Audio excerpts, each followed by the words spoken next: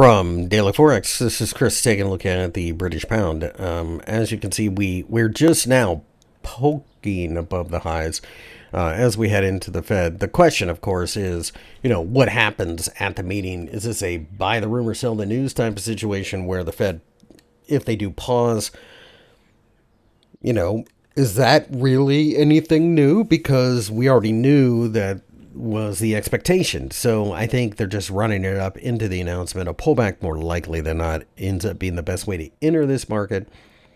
50-day EMA underneath being broken. That could change some things. But really at this point, it just looks like we're just grinding away. And now we're just getting a little over exuberant into the Federal Reserve meeting. Perhaps those who had been short now exiting, having to buy back their positions. That might be part of it as well.